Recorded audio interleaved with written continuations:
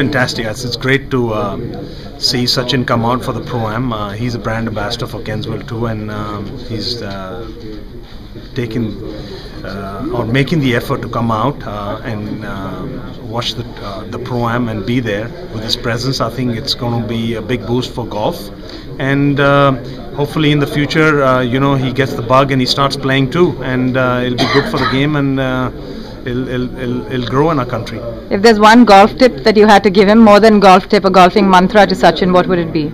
I think he's a true champion himself, so I think I need to take some tips off him. But for golf, I would say just keep a good eye on the ball, and I think and cricketers do. I think they've got a good eye for the ball. Like look at Kapil Dev and Madan Lalji, they're great golfers, and I think Sachin, if he starts, he'll do well too.